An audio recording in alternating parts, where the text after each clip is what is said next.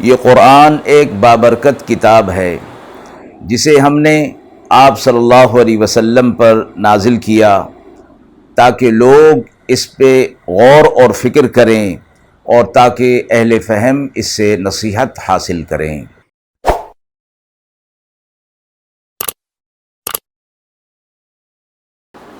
بسم اللہ الرحمن الرحیم۔ السلام علیکم ورحمۃ اللہ وبرکاتہ۔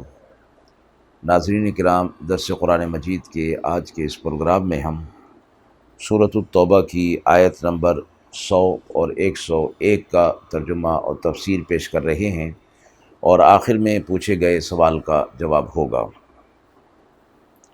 اعوذ باللہ من الشیطان الرجیم، بسم اللہ الرحمن الرحیم۔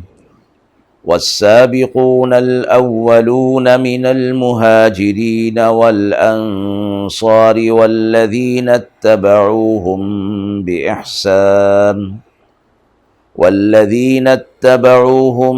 بإحسان رضي الله عنهم ورضوا عنه وأعد لهم جنات تجري تحتها الأنهار خالدين فيها أبدا ذلك الفوز العظيم۔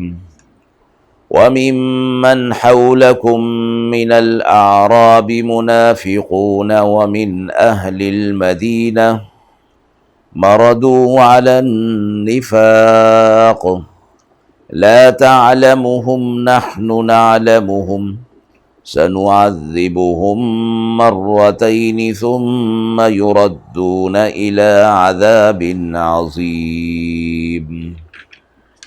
آیات مبارکہ کا ترجمہ ملاحظہ فرمائی۔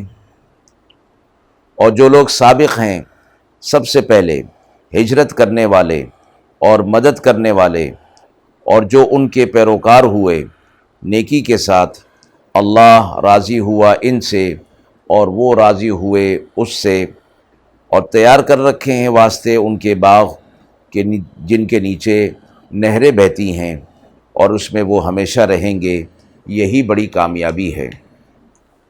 اور بعض تمہارے گرد منافق ہیں جو دیہات کے ہیں، اور بعض لوگ مدینہ والے اڑ رہے ہیں نفاق پر، آپ ان کو نہیں جانتے، ہمیں معلوم ہے ان کو ہم عذاب دیں گے 2 بار، پھر وہ لوٹائے جائیں گے بڑے عذاب کی طرف۔ آیت نمبر 100 میں تمام مومنین مخلصین کا تذکرہ فرمایا گیا ہے اور ان کے درجات کا ذکر فرمایا گیا۔ سابقون الاولون من المہاجرین والانصار، مہاجرین اور انصار صحابہ اکرام وہ تھے، ان کے یہ 2 طبقے ذکر فرمائے گئے، مہاجرین جنہوں نے ہجرت کی، اور انصار ہجرت کرنے والوں کی مدد کرنے والے۔ فرمایا یہ 2 طبقے تھے، ایک سابقین اولین کا اور دوسرے درجے کے حضرات صحابہ اکرام۔ بعض صحابہ اکرام میں سے سابقین اولین ان کو قرار دیا ہے جنہوں نے دونوں قبلوں کی طرف منہ کر کے نماز پڑھی تھی، یعنی تحویل قبلہ سے پہلے بھی مسلمان ہو گئے تھے، اور وہ سابقین اولین ہیں۔ بعض نے یہ فرمایا کہ سابقین اولین میں وہ حضرات صحابہ اکرام ہیں جو غزوہ بدر میں شریک ہوئے، یا جو صحابہ حدیبیہ کی بیعت رضوان میں شریک تھے۔ یہ مہاجر ہوں یا انصار سابقین اولین کے بعد دوسرے درجے میں فرمائے گئے ہیں۔ اس طرح حضرات صحابہ اکرام کے 2 طبقے ہو جاتے ہیں، ایک سابقین اولین کا، اور دوسرا وہ جو تحویل قبلہ یا غزوہ بدر یا بیعت رضوان میں کے بعد مسلمان ہوئے۔ اور اس کا حاصل یہ ہوا کہ سب سابقین اولین ہی ہیں، کیونکہ ان کا ایمان باقی امت سے اول اور سابق ہے۔ آیت کے اگلے حصے میں فرمایا والذین اتبعوہم بإحسان، پھر اس کے بعد جن لوگوں نے اعمال اور اخلاق میں ان سابقین اولین کا مکمل اتباع اختیار کیا، تو وہ لوگ بھی انہی کے ساتھ ہوں گے۔ دوسرا درجہ ان کے بعد سب مسلمانوں کا ہے جو قیامت تک ایمان اور اعمال صالحہ اور اخلاق فاضلہ میں صحابہ کرام کے اسوہ پر مکمل طور پر انہوں نے اس کا اتباع کیا۔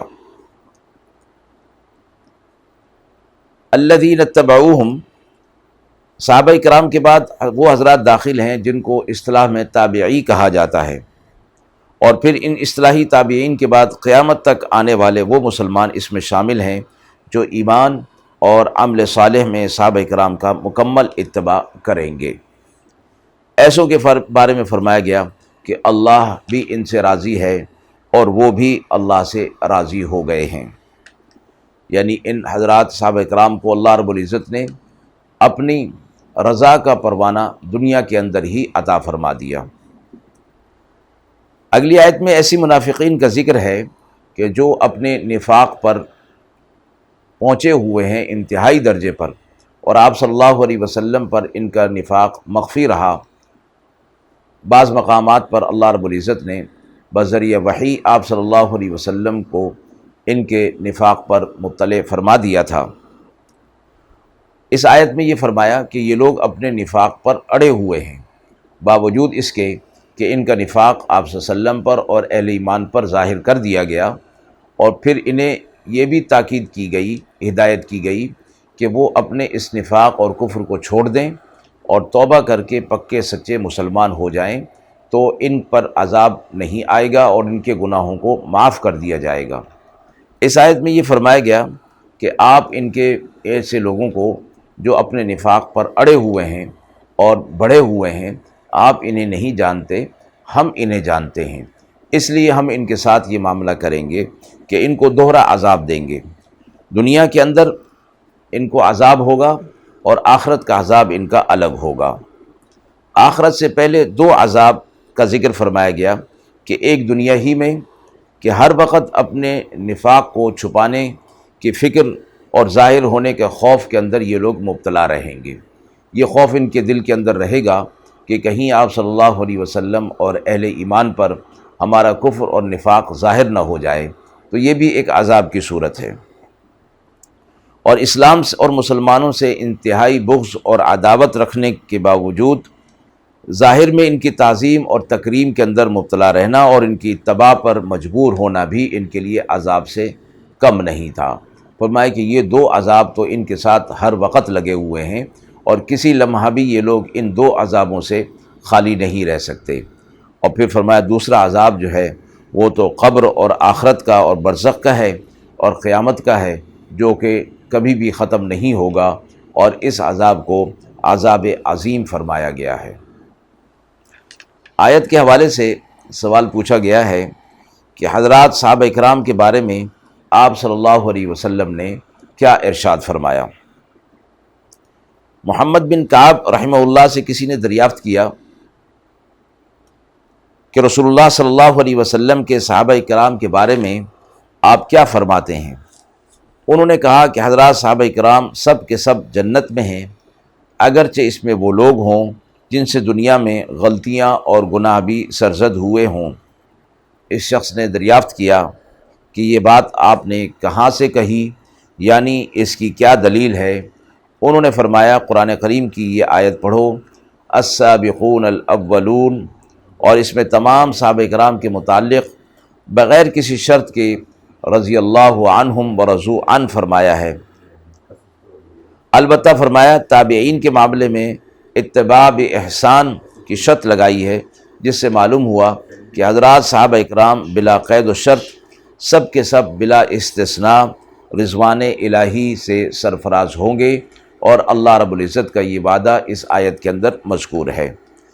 ایک اور حدیث میں رسول اللہ صلی اللہ علیہ وسلم کا یہ ارشاد ہے کہ جہنم کی آگ اس مسلمان کو چھو نہیں سکتی جس نے مجھے دیکھا یا میرے دیکھنے والوں کو دیکھا ہے۔ تو اس سے بھی معلوم ہو گیا کہ حضرات صحابہ اکرام سے جو دنیاوی طور پر لغزشیں ہوئیں، اللہ رب العزت نے انہیں معاف فرما دیا۔ مفسرین نے تنبیہ کی ہے کہ ایسے لوگ کہ جو حضرات صحابہ اکرام کے باہمی اختلاف اور ان میں پیش آنے والے واقعات کی بنا پر حضرات صحابہ اکرام پر ایسی تنقیدات کرتے ہیں جن سے پڑھنے والوں کے قلوب کے اندر تنگی اور ان کی طرف سے بدگمانی پیدا ہوتی ہے، وہ اپنے آپ کو ایک خطرناک راستے پر ڈال رہے ہیں۔ جب ان کا معاملہ اللہ رب العزت نے رضی اللہ عنہم ورضوا عنہ کے ذریعے سے واضح اور صاف کر دیا، اور حضرات صحابہ اکرام کے بارے میں آپ صلی اللہ علیہ وسلم نے بھی فرما دیا، تو پھر اس قسم کی تنقیدات سے اپنے آپ کو بچا لینا ہی بہتر ہے۔ وآخر دعوانا ان الحمد للہ رب العالمین۔